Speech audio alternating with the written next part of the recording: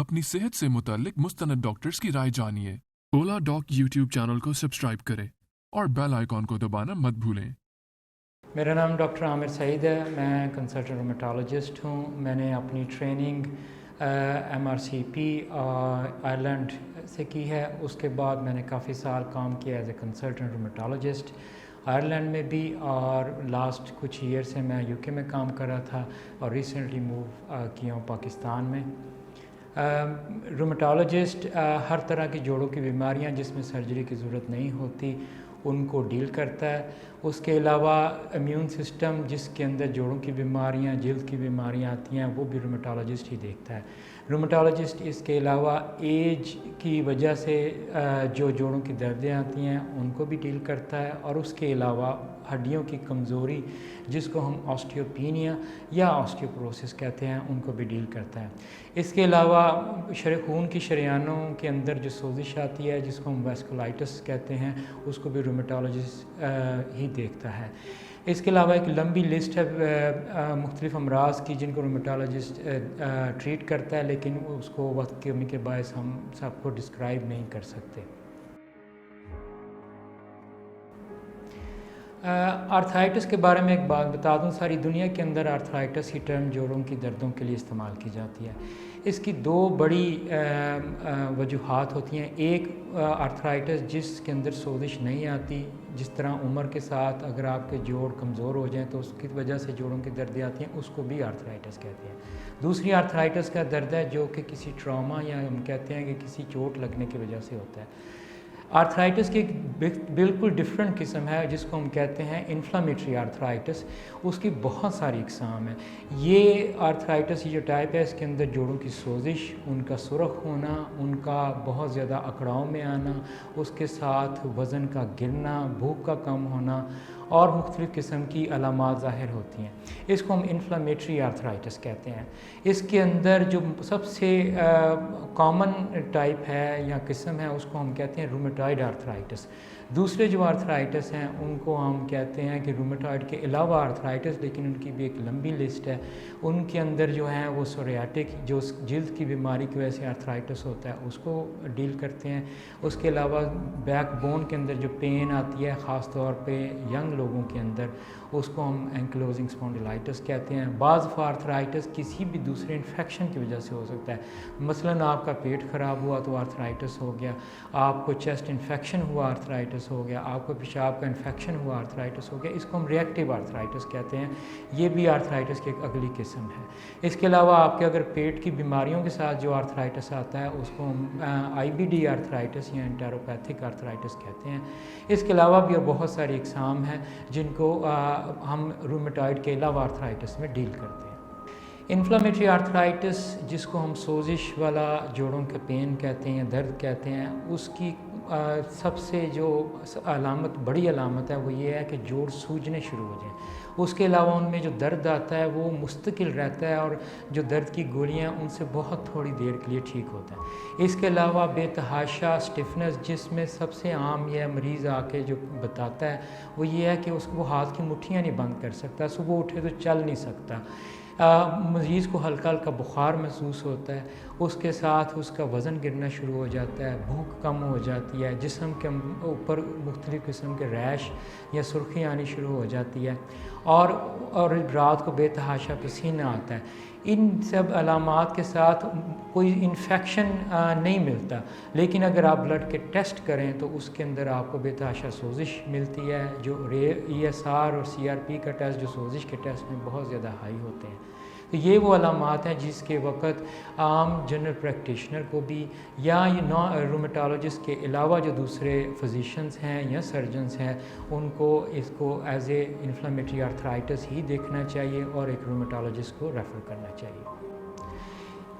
Inflammatory arthritis की तशख़ीस किस तरह की जाती है, जो कि बहुत ज़रूरी है। उसकी वजह ये है कि इन्फ्लेमेटरी आर्थराइटिस के अंदर इतने ज़्यादा मुख्तलिफ़ किस्म के जोड़ों के अमराज़ हैं कि उनकी प्रॉपर तशख़ीस होना बहुत ज़रूरी है।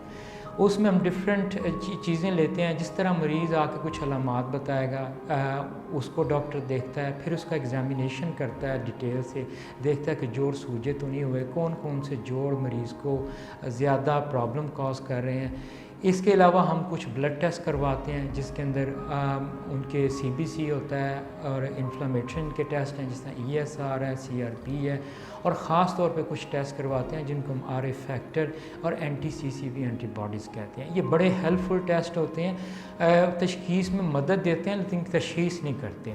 اس کے علاوہ جو چیز ہم عموماً طور پہ ہم ریکویسٹ کرتے ہیں یا آس کرتے ہیں وہ ہے ایکس ریز. ایکس ریز ہاتھوں کے اور پاؤں کے یا جس جوڑ کے اندر علامات زیادہ ہوں اس کا کہتے ہیں.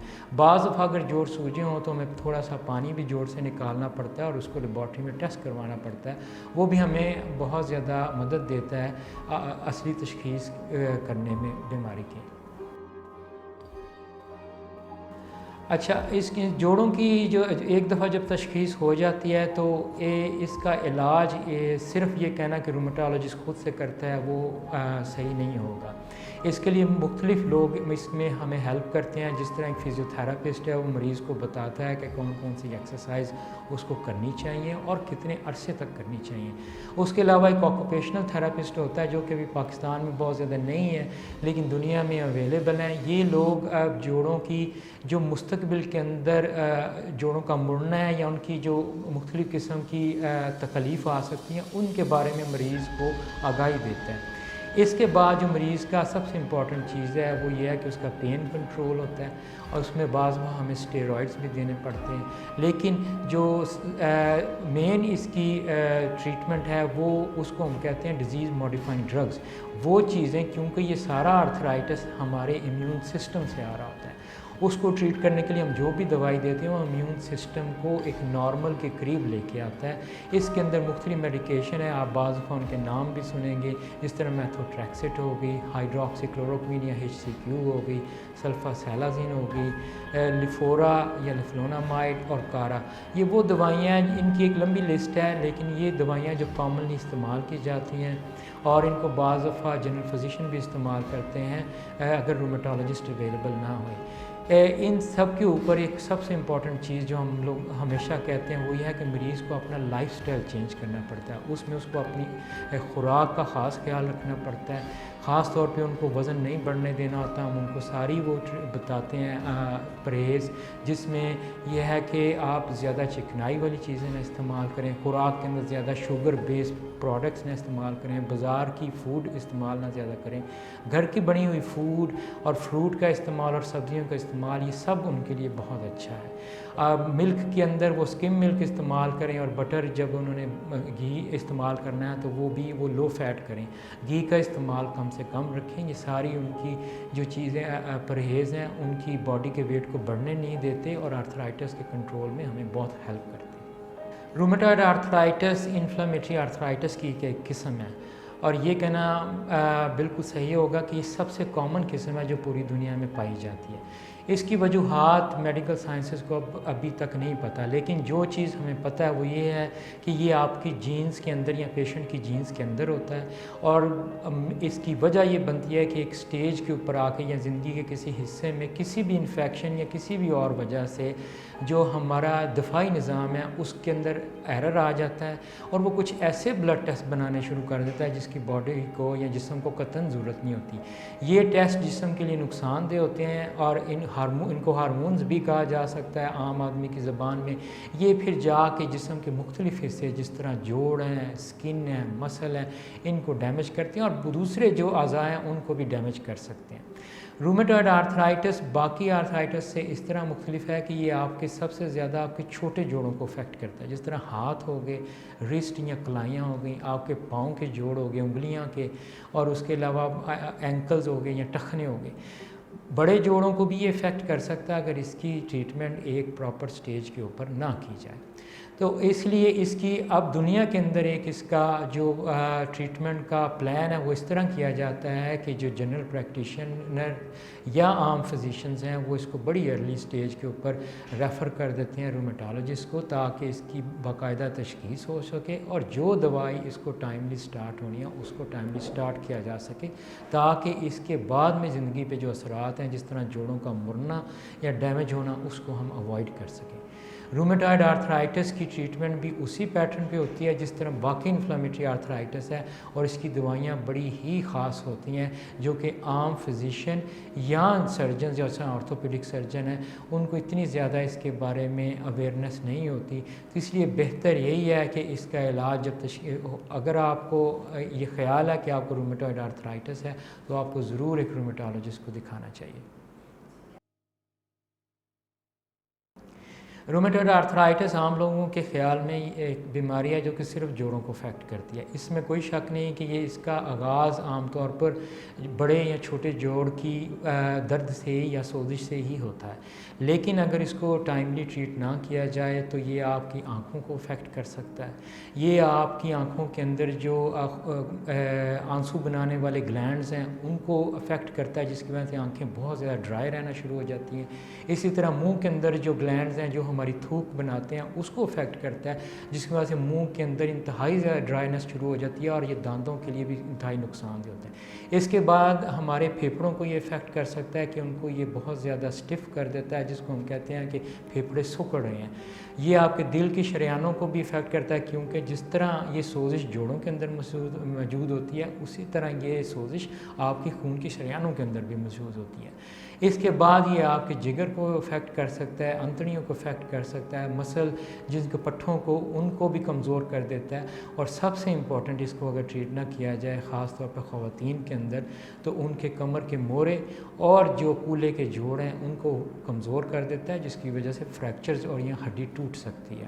تو اس اگر آپ عام آدمی کی زبان میں سمجھیں تو یہ جوڑوں کی درد کے علاوہ جسم کے ہر اعضاء کو افیکٹ کر سکتا ہے. اس لیے اس کی ٹریٹمنٹ ایک خاص وقت پہ اور ایک خاص اسپیشلسٹ سے ہونا بہت ضروری ہے.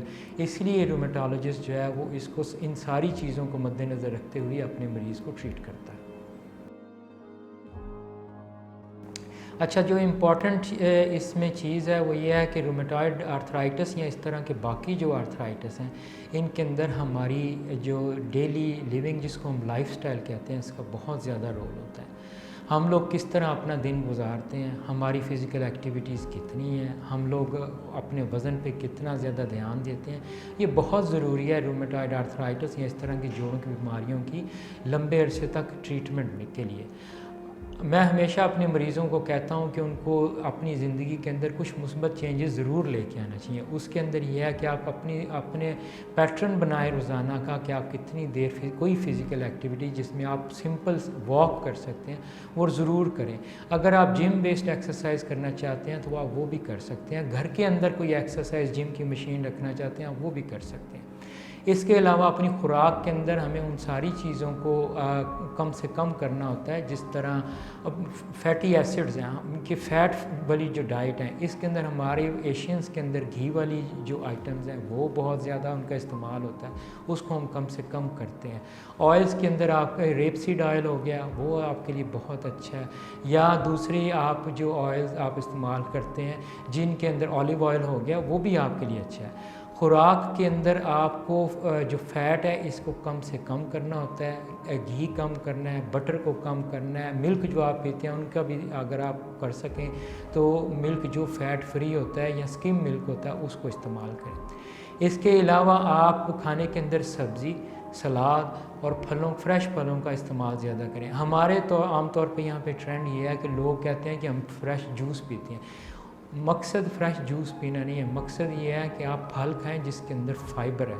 اور ایک تو یہ ہے کہ آپ اس کی کم مقدار کنزیوم کریں گے اور آپ کا پیٹ جو ہے وہ اس سے بھر جائے گا. دوسرا یہ ہے کہ اس میں شوگر کا کانٹیکٹ کم ہوتا ہے جو ہم نے کم کرنی ہے. اس کے علاوہ جو شوگر بیس آئٹمز ہیں اس میں کولڈ ڈرنکس آ جاتی ہیں، بازار کے جوسز آ جاتے ہیں، بیکری ہے، بازار کی دوسری آئٹمز ہیں، فوڈ ہیں، ان کو ہم ڈسکریج کرتے ہیں. مریض کو کہتے ہیں کہ اس کے آپ نے سخت احتیاط برتنی ہے. یہ سارے وہ لائف سٹائل کی چینجز ہیں جو کہ ایک آرتھرائٹس کے مریض کو ہم لوگ پہلے دن ہی بتاتے ہیں کہ یہ اس نے کرنی ہے تاکہ آرتھرائٹس کا کنٹرول بہتر سے بہتر کیا جا سکے اور ان کی دوائیوں کی مقدار کم سے کم ہو مستقبل کے اندر. اچھا، جو ایک اور چیز ہم ڈسکس کریں وہ یہ ہے کہ آپ کون سی والی وٹامنز آپ کو ریکوائر ہوتی ہیں. اس میں بعض لوگ سمجھتے ہیں کہ جی جو دودھ اور دہی ہے یہ صرف واحد حل ہے اس کا. یہ ایسا نہیں ہے. آپ کو 3 چیزیں چاہیے. ایک وٹامن ڈی दूसरा कैल्शियम, तीसरा आयरन। इन सब के जो हम सोर्सेज कहते हैं, जिन चीज़ों के ज़रिए हमें अवेलेबल होता है, वो मुख्तलिफ हैं। विटामिन डी हमारे मुल्क के अंदर जो सूरज है आपका, अप्रैल से लेके एंड ऑफ अगस्त तक उसके अंदर बहुत ज़्यादा होती है, इसलिए हमारा एक्सपोजर उसके साथ होना या बाहर बैठना बहुत ज़रूरी है। यही चीज़ अगर आप विंटर के अंदर लेना या सर्दियों के मौसम में लेना चाहेंगे तो आपको बहुत ज़्यादा देर बैठना पड़ता है बड़ी थोड़ी विटामिन डी को एब्जॉर्ब करने के लिए। विटामिन डी इसके अलावा बहुत ज़्यादा खुराक के अंदर नहीं होती, लेकिन जो ऑयली फ़िश है उसके अंदर ये काफ़ी ज़्यादा मिकदार में पाई जाती है, तो आपको वो ज़्यादा कंज्यूम करनी चाहिए। दूसरी चीज़ जो है वो आपकी कैल्शियम है। कैल्शियम अगर आप अपनी खुराक किसमें, उसमें यह है कि आप अंडा खाएं, आप सोया खाएं, आप दूध लें, आप ब्रेड खाएं, इन सब के अंदर, और या बीन्स खाएं, इन सब के अंदर कैल्शियम काफ़ी ज़्यादा मिकदार के अंदर मौजूद होती है। अगर आप ये नहीं खाते तो कैल्शियम की आप टैबलेट भी डेली ले सकते हैं। उसके अलावा जो तीसरी चीज़ है वो है आयरन। आयरन आपके जोड़ों के, आपकी बॉडी की हेल्थ के लिए बहुत ज़्यादा ज़रूरी है। अब आयरन के लिए आप लीफी वेजिटेबल्स, रेड मीट, फल जिस तरह खजूर है वो भी आप खा सकते हैं, उसमें ये सारी आपके लिए बहुत ज़्यादा हेल्पफुल होती है। इसलिए आप किसी एक ख़ास खुराक को बहुत ज़्यादा ना खाएं, अपनी डाइट को बैलेंस रखें और जितनी खुराक आप हज़म कर सकें उतनी ही खाएं, ना कि आपको बहुत ज़्यादा ज़रूरी नहीं होता कि आप सारी चीज़ें बहुत ज़्यादा मिकदार में खाएंगे तो ये कमी पूरी होएगी। इसलिए आप दिन के अंदर आप पूरे हफ्ते के अंदर अपनी खुराक को डिवाइड कर सकते हैं कि आप किस दिन क्या खाना चाहते हैं, लेकिन सारी चीज़ें खाएं। सिवाय ये है कि हम बड़े गोश्त के ऊपर, क्योंकि उसके अंदर इंतहाई ज़्यादा फ़ैट का कंपोनेंट होता है, उसके अलावा आप मटन खाना चाहें, मटन पे भी कोई आपको प्रॉब्लम नहीं ज़्यादा होती। आप चिकन खा सकते हैं, आप फ़िश खा सकते हैं, और ये सब के अंदर आपके लिए हाई प्रोटीन्स में मौजूद होती हैं।